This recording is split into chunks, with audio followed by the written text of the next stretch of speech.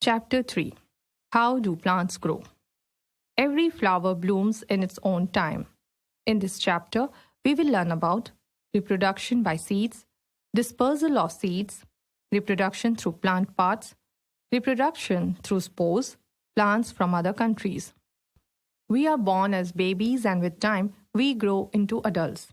Have you ever thought how plants grow? All living beings reproduce. The process by which living beings produce young ones of their own kind is called reproduction. Like animals and human beings, plants also produce more of their own kind. Plants reproduce through seeds, spores, and their body parts. Reproduction by seeds. When we cut an apple or a papaya, we find seeds inside these fruits. Seeds are hard parts produced by plants from which new plants grow. Most fruits contain seeds. In flowering plants, flowers change into fruits with seeds inside them. Do you know how a seed gives rise to a new plant? To understand this, let us first learn about the structure of a seed. Structure of a seed. A seed has an outer covering called the seed coat that protects the baby plant inside. Seeds have cotyledons or seed leaves that store food for the baby plant. Some seeds have only one cotyledon, while others have two cotyledons. Germination of a seed. The process by which a seed grows into a seedling or baby plant is called germination.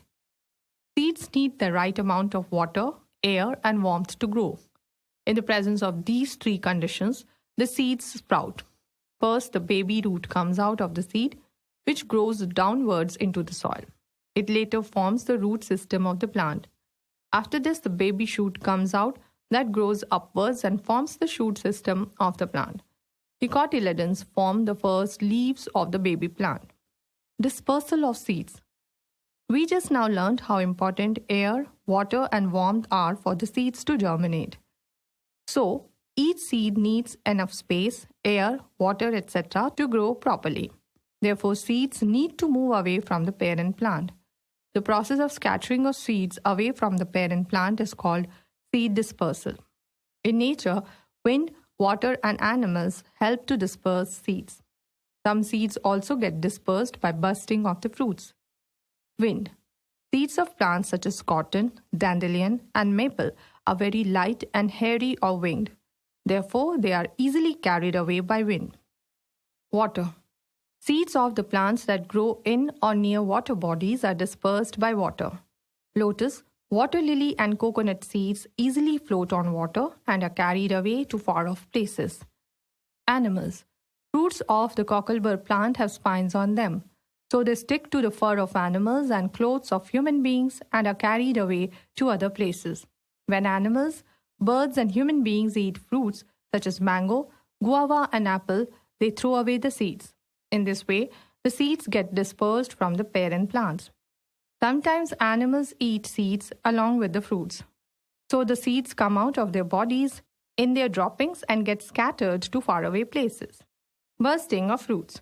The fruits of plants such as pea, castor, and balsam burst open when they dry up, throwing away the seeds in all directions. Caring for Mother Earth. Wild animals such as squirrels, monkeys, as well as many birds eat fruits and play an important role in seed dispersal. In forests, many new plants and trees grow due to the germination of the seeds dropped by animals. So, killing or hunting wild animals for our own benefit can badly affect the growth of new plants that mainly depend on animals for seed dispersal. Reproduction through plant parts.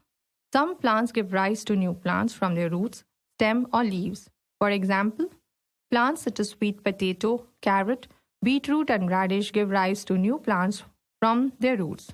If you plant the top portion of a carrot in the soil, a new plant will grow from it. Plants such as potato and ginger are underground stems. They have eyes on them, which are buds that can give rise to new plants. A piece of potato with eyes on it, if planted in the soil, gives rise to new potato plants. Plants such as rose, bougainvillea, and sugarcane can be grown from the stem cuttings of the parent plant. If a stem cutting is planted in the soil, new plants grow from them. The leaves of plants such as bryophyllum have buds on their edges. New plants grow from these buds and fall off the leaves. They then grow on their own in the soil. Reproduction through spores. Non-flowering plants such as ferns and mosses do not produce seeds, so they reproduce through very tiny structures called spores. Each spore can give rise to a new plant. Plants from other countries. Do you know that many fruits, vegetables, and other plants were brought to India from other countries? For example, potato, tomato, and guava came from South America. Chilies were brought to India from Central America. Onion came from West Asia. Wheat was first grown in Syria and Turkey. Coffee originated in Ethiopia. Pepper came from Indonesia. Cauliflower originated in Cyprus. Tea. Tea is one of the most popular beverages not only in India but also in the rest of the world. You would find it interesting to know that tea was brought to India by Britishers, but it was first grown in China.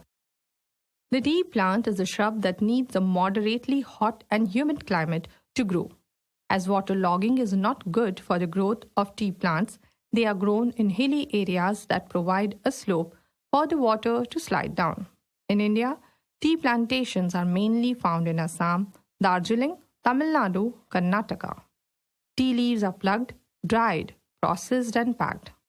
After China, India is the second largest producer of tea in the world. Let's recap. The process by which living beings produce young ones of their own kind is called reproduction. Plants reproduce through seeds, spores, and their body parts. A seed consists of an outer seed coat, a baby plant inside, and one or two cotyledons that store food for the baby plant. The process by which a seed grows into a seedling is called germination. Seeds are dispersed by wind, water, animals, humans, and by bursting of roots. Roots, stems, and leaves of some plants give rise to new plants. Non-flowering plants reproduce mostly through spores.